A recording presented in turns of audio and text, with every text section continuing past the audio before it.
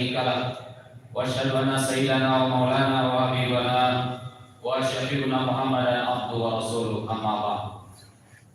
Para hadirin, Bapak Ibu jamaah salat zuhur yang dirahmati oleh Allah Subhanahu wa taala, mari selalu kita bersyukur kepada Allah atas segala limpahan rahmat, taufik hidayah yang diberikan kepada kita semua.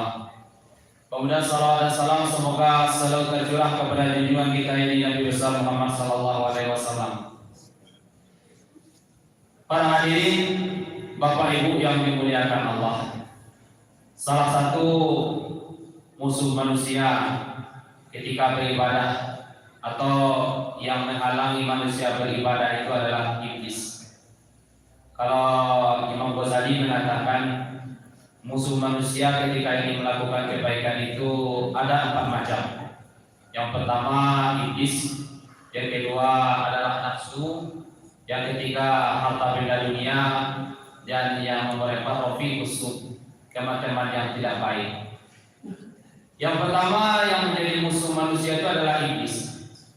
Hadirin yang mulia, iblis sebagai musuh manusia itu bukan makhluk biasa. Dulu iblis itu dimuliakan dan pekerjaannya dulu juga mulia. Diterapkan oleh Zaid Ahmad, mengutip perkataan daripada Abdul Akbar, wa wa'azal malaikata isrina al-fasana. Iblis ini dulu pernah menjadi gurunya malaikat, yaitu ribuan tahun sampai 20.000 tahun namanya. Kalau ibadahnya waqafa alal aras arba'ina al-fasana, tawaf di sekeliling aras Allah itu 40.000 tahun, luar biasa. Kerjanya khazinul jannah, menjaga surga, itu kerjaannya gitu. Ilmunya mantap, ibadahnya luar biasa, pekerjaannya juga bagus. Cuma kesalahan daripada iblis ini, ketika Allah menciptakan Nabi Adam, kemudian Allah perintahkan kepada makhluknya untuk sujud kepada Adam, tapi khusus iblis tidak mau. Usjud li Adam fasajadu illa iblisa aba wastakbar. Iblis itu enggan, sombong, tidak mau, merasa lebih baik daripada Adam. Khalaqtahu min tin wa khalaqtu minan nar. Ya Allah, itu Adam diciptakan dari tanah, sedangkan aku dari api. Ana khairum minhu, aku lebih baik ya Allah. Dia sombong. Allah tak suka kepada hambanya yang sombong, makhluknya yang sombong. Nabi mengatakan, la yadkhulul jannah man kana misqala dzarratin min kibrin. Tidak akan masuk surga, kata Nabi, orang yang di dalam hatinya ada sebesar biji zarah sifat sombong. Jadi iblis yang ibadahnya luar biasa tadi, ilmunya hebat, pekerjaannya mulia, awalnya di dalam surga, akhirnya dikeluarkan karena sombong, atau yang disebut dengan istikbar. Sebenarnya malaikat di waktu Adam diciptakan Allah, malaikat itu juga agak cacat sedikit pernyataannya kepada Allah. Ditegur oleh Allah, ini ja'ilun fil ardi khalifah. Apa kata Allah, wahai malaikat, aku ingin menciptakan manusia di bumi sebagai khalifah. Apa kata malaikat? Ataj'alu fiha man yufsidu fiha wa yasfiku dima. Rencana Allah ini dipertanyakan oleh malaikat. Ya Allah, apakah engkau ingin menciptakan manusia di atas muka bumi yang jelas nanti wasfiqud dima, dia akan bertumpah darah, akan bertengkar, berkelahi. Ketika malaikat memberi prediksi seperti itu kepada Allah, Allah tidak marah. Ya Allah marahkan redaksi ayat setelahnya. Apa kata malaikat? Wa nahnu nusabbihu bihamdik wa nuqaddisu lak. Ya Allah, tidak usah ciptakan manusia. Manusia kalau kau ciptakan di bumi, nanti akan bertumpah darah, akan bertengkar, berkelahi. Kami, ketika mereka sudah menyatakan kami, wa nahnu nusabbi, kami ya Allah kan sudah bertasbih. Wa nuqaddis, kami kan sudah mensucikan engkau. Artinya untuk apa lagi yang lain? Ketika mereka mengatakan sudah berkami-kami kepada dirinya, merasa sudah beribadah, merasa sudah berzikir, merasa sudah mensucikan Allah, Allah marah. Apa kata Allah? Inni a'lamu ma la ta'lamun. Aku, kata Allah, lebih tahu daripada kalian. Akhirnya malaikat menyesal dengan pernyataannya tadi, bertobat minta ampun kepada Allah. Tapi pernyataan malaikat itu tidak sampai kepada sombong. Kalau istilah agamanya baru sampai al-alim, baru sampai tinggi hati hanya merasa. Misalnya menjadi pengurus masjid merasa berkat kami, kalau bukan karena saya, Allah tidak suka seperti itu. Tapi kalau iblis ini sudah sampai ketika sombong, ana khairum minhu, saya lebih baik Allah daripada Adam. Akhirnya iblis ini dikeluarkan. Karena iblis ini dikeluarkan dari neraka, ia datangi Allah dan bersumpah di hadapan Allah, ya Rabb, inilah wahai bani Adam, madama arwahu fi ajsadihim ila min ibadikal mukhlasin. Ya Allah, saya ya Allah akan selalu menyesatkan anak cucu manusia, anak cucu Adam ya Allah, selagi masih ada ruh di dalam tubuhnya. Jadi manusia ini tidak pernah aman dari godaan iblis. Akan selalu digoda, bahkan sampai akhir hayat pun akan digoda. Itu sudah sumpah iblis di hadapan Allah. Ila min ibadikal mukhlasin, kecuali hamba-hambamu yang sampai kepada tingkat mukhlas. Mukhlas ini hadirin yang mulia adalah sifat keikhlasan yang lebih tertinggi. Ulama katakan orang ikhlas itu dibagi dengan dua bagian. Ada orang ikhlas ini disebut dengan mukhlis, ada orang ikhlas ini disebut dengan mukhlas. Kalau mukhlis ini juga ikhlas, cuma masih suka bercerita. Misalnya pergi umroh, pulang, teman tidak ada bertanya, dia cerita-cerita tentang Mekah, tentang Madinah. Tujuan tidak pamer. Orang kalau bercerita sesuatu amalan, kalau tujuannya tidak pamer, itu masih ikhlas. Tapi ini ikhlas tingkat rendah. Misalnya kasih pengajian, ceramah, nanti dipoto, diupload fotonya. Kalau tidak pamer tujuannya, itu ikhlas. Tapi itu masih ikhlas yang tingkat rendah, atau disebut dengan mukhlis. Kalau ikhlas tingkat tinggi itu mukhlas namanya. Yang seperti dikatakan oleh Nabi, tangan kanan berbuat, kata Nabi, tangan kiri tidak tahu. Ini tingkatan ikhlas tertinggi. Illa min ibadikal mukhlasin, kecuali hambamu yang mukhlas ya Allah tidak akan digoda. Jadi di dunia ini ada dua macam orang yang tidak akan digoda oleh iblis. Yang pertama, yang memiliki sifat ikhlas yang luar biasa, yang tidak pernah bercerita tentang amalannya, yang tidak pernah ingin diketahui oleh orang lain tentang amalannya. Iblis sudah menggoda, percuma kata iblis.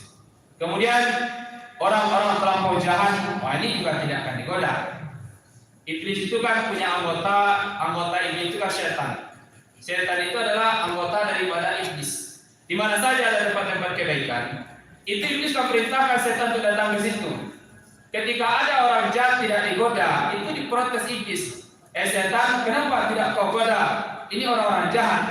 Dijawab oleh setan, apa gunanya kita goda? Ini kan sudah sama seperti kita. Jadi hadirin yang mulia, ini dua macam ini tidak akan digoda. Jadi ketika ada tempat-tempat kebaikan, iblis kan perintahkan anggotanya nanti, yaitu setan. Setan ini banyak macamnya pula. Kalau ibarat manusia banyak grupnya. Ada setan yang bernama Khansib, Ilhan, Zalangur, Akhwar, Tafar, Dasim, Afiat, Matu, banyak setan itu. Khusus setan yang menggoda orang yang masih ceramah, yang mendengarkan ceramah para ustadz, para buya, itu setan yang diutus oleh iblis, itu setan yang paling hebat. Atau disebut dengan setan apian. Oh ini ustaz, ini buya, sering mendengarkan pengajian, tidak akan digoda, nggak ada ceritanya. Kalau misalnya para ustaz, para buya bertengkar gara-gara pendapat, itu biasa. Tapi ada terkadang sekarang para buya, para bertengkar gara-gara pendapatan, itu gara-gara bujuk rayu daripada setan apian tadi. Jadi ketika ada orang pengajian, itu jangan anggap oh ini jauh daripada iblis, jauh daripada setan, tidak. Diutus oleh iblis, setan yang paling hebat itu setan apian. Kalau yang orang sholat, itu namanya khansib. Pernah dulu di zaman Rasulullah, Nabi selesai sholat, Nabi keluar dari masjid. Ternyata di pintu masjid, dekat pintu, ada setan iblis duduk di situ. Di zaman Nabi, bukan di masjid kita sekarang. Ada iblis duduk dekat pintu. Ketika Nabi keluar, Nabi bertanya, ya mal'un, ya iblis, di masa tajlisna? Wahai makhluk terkutuk, kenapa kau duduk di sini? Apa kata iblis tadi? Ya Rasulullah, amarnya Allah. Aku diperintahkan Allah untuk datang ke sini untuk menjawab pertanyaan kau dengan jujur. Iblis, kau jujur kata Allah. Kalau Muhammad bertanya, karena iblis pembohong. Kalau ada orang pembohong, suka berbohong, janji, tidak pernah dinikmati, ini diragukan kemanusiaannya gitu. Ketika itu kata iblis, Rasulullah bertanya, "Ya Harun, limaza tamna'u ummati an huquqis salatil jamaah?" Wahai makhluk yang terkutuk, kenapa engkau cegah umatku untuk tidak mendirikan salat berjamaah? Masjidnya bagus, karpetnya bagus, bersih, imamnya bagus, tetapi kenapa engkau cegah orang untuk datang ke masjid? Ya Muhammad, kalau seandainya aku tidak diperintahkan jujur oleh Allah, maka aku tidak akan jawab dengan jujur. Tapi kini perintah daripada Allah, terpaksa itu jujur. Ketahuilah Muhammad, ketika hamba umatmu melangkahkan kaki ke masjid, maka badan kami, kata iblis, akan merasa terbakar kepanasan sampai keluar dari masjid. Makanya iblis itu kalau ada orang ke masjid, usahakan dilarang dulu. Kalau ke masjid, nanti usahakan tidak kusuk, selesai salam, diusahakan langsung pulang. Tidak perlu berzikirkan, kewajiban sudah ditunaikan. Itu kerjaannya hasil itu. Jadi iblis itu selalu menggoda. Nanti di akhirat diceritakan di dalam Al-Quran, ketika hari hisab telah terjadi, yang masuk surga telah diponis sudah ada kelompoknya, yang masuk neraka sudah diponis ada kelompoknya. Orang yang dimasukkan ke dalam neraka itu meminta kepada Allah, "Ya Rabb, arina ilaina man adallana." Ya Rabbi, ya Allah, tunjukkan kepada kami ya Allah, bagaimana bentuk makhluk setan iblis yang dulu menggoda kami, sehingga kami malas sholat, kami malas mendengarkan pengajian. Adapun hadir misalnya pengajian kami ngobrol-ngobrol, main-main saja ya Allah. Arina ilaina, tunjukkan kepada kami bagaimana bentuk makhluk yang dulu menyesatkan kami. Allah perintahkan kepada malaikat Malik, "Ya Malik, engkau bikin satu mimbar di dalam neraka. Kemudian engkau tarik iblis di dalam neraka, jadi letakkan di atas mimbar." Dibikin, diletakkan di atas mimbar. Kemudian manusia diponis masuk neraka tadi, itu dipersilahkan oleh Allah untuk berbicara kepada iblis. Tidak ada kata kecuali ada kata benci, sumpah serapah, sampai habis suara manusia. Ketika suara manusia habis, iblis diperintahkan oleh Allah untuk berbicara. Itu dalam Quran diabadikan apa kata iblis. Wa qala syaitanu lama qudiyal amr, innallaha wa'adakum wa'dal haqq wa wa'adtukum fakhlaftukum wa ma kana li 'alaikum min sultan illa an da'awtukum fastajabtum li fala talumuni walumu anfusakum. Ini kurang lebihnya teks pidato iblis nanti di hadapan orang yang akan dimasukkan ke dalam neraka. Hai manusia, kata iblis, yang senasib sepenanggungan denganku. Itu yang iblis kan nanti dimasukkan ke neraka, sama-sama sengsara. Innallaha wa'adakum wa'dal haqq. Allah kan telah berjanji kepada kalian. Innal ladzina amanu wa 'amilus shalihat lahumul jannah. Allah kan berjanji kalau mau beramal soleh, berbuat baik, masuk surga. Itu seperti jemaah Masjid Al-Ikhlas. Innal ladzina kafaru lahumun nar. Kali ini wajar masuk ke dalam neraka. Salat tidak, ibadah tidak, berinfak tidak mau, bakhilnya luar biasa, wajar dimasukkan ke dalam neraka. Fala talumuni walumu anfusakum. Aku jangan dicela, kata iblis. Aku kan cuma mengajak kalian, mengapa kalian mau? Ini musuh yang pertama ini. Kita tambah sedikit lagi. Musuh manusia yang kedua adalah nafsu. Nafsu ini dikatakan ulama akhbasu min sab'ina syaitan. Lebih berbahaya lagi daripada setan. Kalau kita berzikir hadirin, ingat kepada Allah, selagi kita ingat kepada Allah, iblis tidak bisa menggoda kita.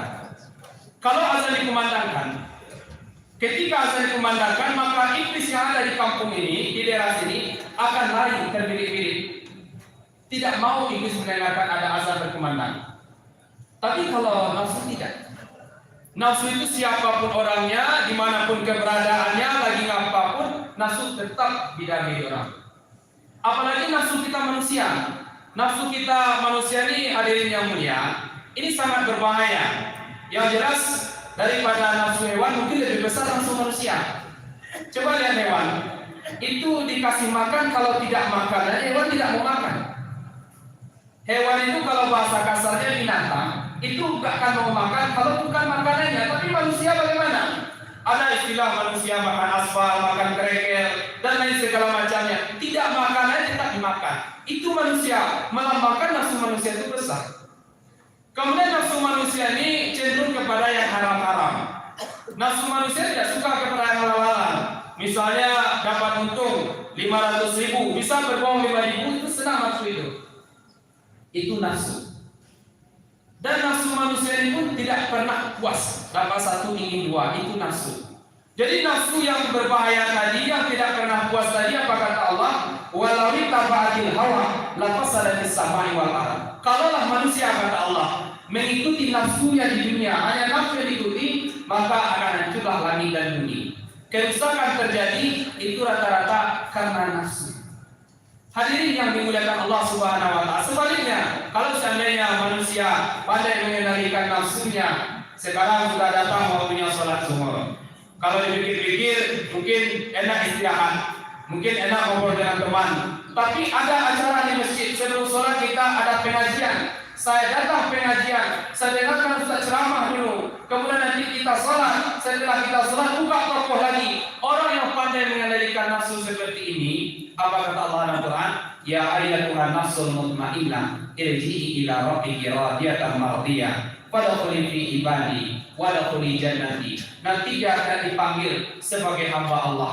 Kemudian dipanggil untuk masuk ke dalam surganya Allah, orang yang pandai mengendalikan nafsu. Tapi kalau tidak pandai mengendalikan nafsu, jangankan nanti di akhirat, di dunia pun telah dicap oleh Allah ulaika kal an'am bal hum adall. Dianggap oleh Allah lebih rendah daripada hewan ternak. Dia hadirin yang dirahmati oleh Allah Subhanahu wa taala, hati-hatilah kita dengan musuh kita ini. Pertama, hati-hatilah dengan iblis, hati-hatilah dengan wujud lain daripada nafsu. Sekian kajian kita karena terlalu oleh waktu. Terima kasih atas perhatiannya. Mohon maaf atas segala kekurangan. Wabillahi taufiq wal hidayah. Assalamualaikum warahmatullahi wabarakatuh. Allahu akbar.